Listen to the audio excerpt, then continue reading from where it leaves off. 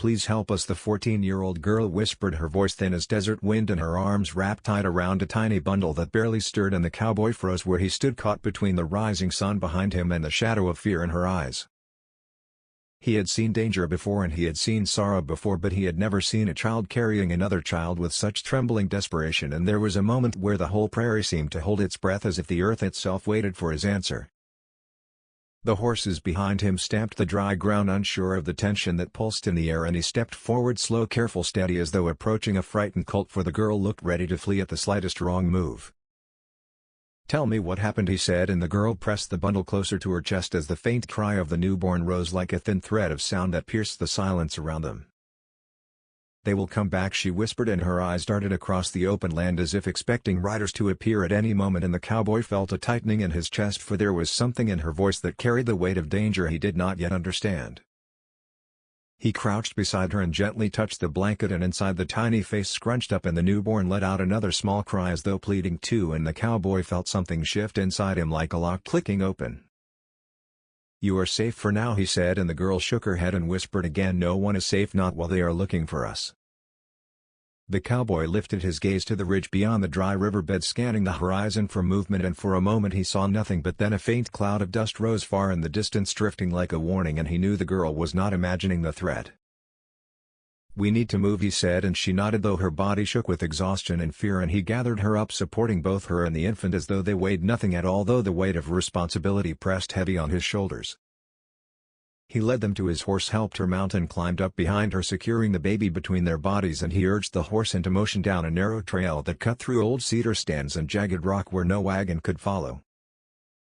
The sound of hoofbeats from the ridge carried across the dry land louder with each heartbeat, and the cowboy pushed the horse harder, the wind whipping through their hair as they raced deeper into the hidden folds of the terrain. The girl clung to him with one hand and to the child with the other, and tears streaked her dust-covered face, though she fought to keep her breath steady. "Who is after you?" he asked as they rode, and she closed her eyes as if the memories themselves stung. "Men who wanted the baby," she said, "men who said the baby belonged to them, that I did not deserve to keep him, that he was promised to someone with power, someone who could pay." The cowboy felt a fire rise within him, for he had seen greed before and cruelty before, yet something about the idea of man hunting a child and a mother twisted his spirit, and he vowed silently to protect them with everything he had. They reached a narrow canyon where the walls closed in and the shadows grew deep and cool, and he slowed the horse, letting it breathe while he studied the sky far above. "We can hide here till nightfall," he said, and the girl nodded, though fear still flickered in her eyes. They dismounted and he helped her settle against the rocks, and he checked the baby, who slept now nestled in warmth, though his breathing was fragile and quick. The cowboy removed his coat and wrapped it around her shoulders, then gathered sticks for a small fire, though he kept it tiny so the smoke would stay thin and unseen. As the flames flickered, the girl at last began to speak, her story spilling out like water breaking through a dam, her voice quiet, raw, filled with truths too heavy for someone her age. She told him of a wandering group that had taken her in after she was cast out by her own family for reasons tied to shame and fear. She told him how she had labored alone until a woman from the group helped her deliver the baby she now held. She told him how the group planned to sell the child to a wealthy rancher who believed the newborn carried some inheritance through a distant bloodline, he claimed. When she refused to hand the baby over, the men grew violent and she fled into the night, chased across the open land until she collapsed near the cowboy trail where fate placed her in his path. The cowboy listened with a steady stillness, though fury simmered under his calm exterior, and when she finished she sagged as if the telling itself drained the last of her strength. "You did right," he said, "protecting your child is never wrong." She looked at him, then really looked as though she wanted to believe him, and for the first time her face softened, even if only for a moment. Night crept across the canyon like a slow tide, and the cowboy prepared to move again, for he knew their pursuers would not stop until they found them. He lifted the girl back onto the horse, securing the baby between them once more, and they rode in darkness, guided by starlight and the faint glow of the moon.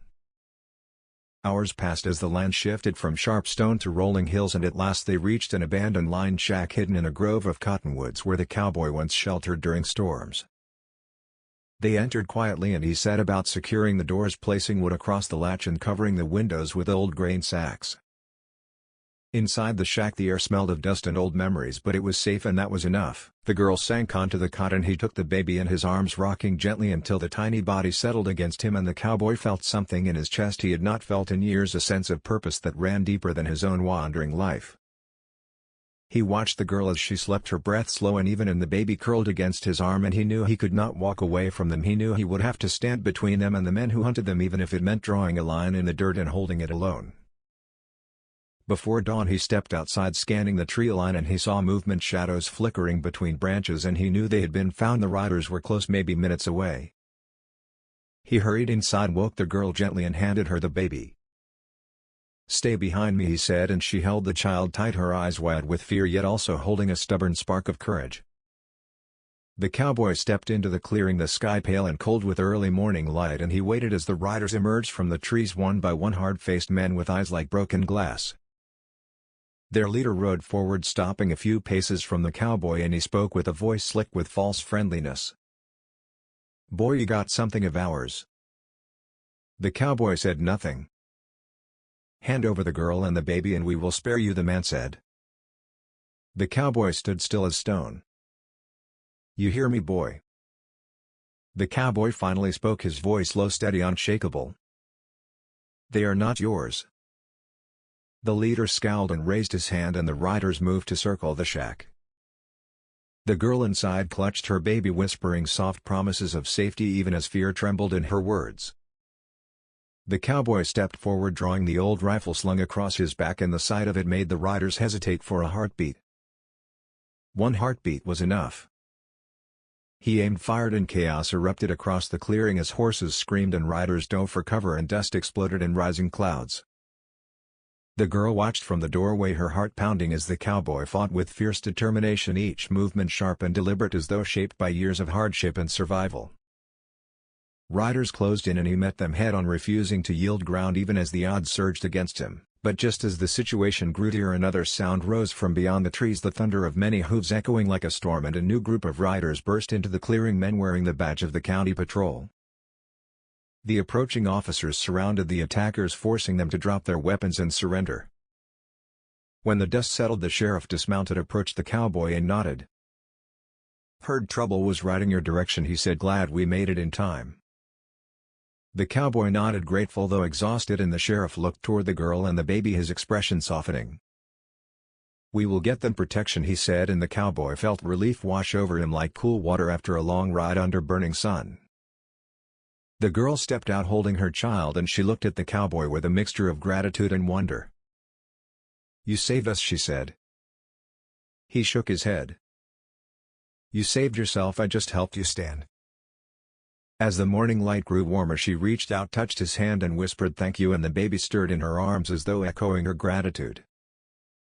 The sheriff arranged transport to a safe town farther east, and the girl mounted the wagon seat, looking back at the cowboy who stood in the clearing, dust and sunrise painting his silhouette in gold. "Will I see you again?" she asked, her voice hopeful. The cowboy offered a rare, gentle smile. "If the trail brings us together again, then yes." The wagon rolled away and the cowboy watched until it disappeared beyond the horizon, the wind rustling the cottonwood leaves above him. He turned toward his horse, placed a hand on its neck, and took a deep breath, ready to ride once more, carrying with him the memory of a girl and her newborn child who whispered for help and found hope instead of despair. And as the sun rose brighter, he knew that somewhere down the shifting trail their paths would cross again, and when that day came he would answer without hesitation, for some calls echo forever across the open land and some promises once made never fade.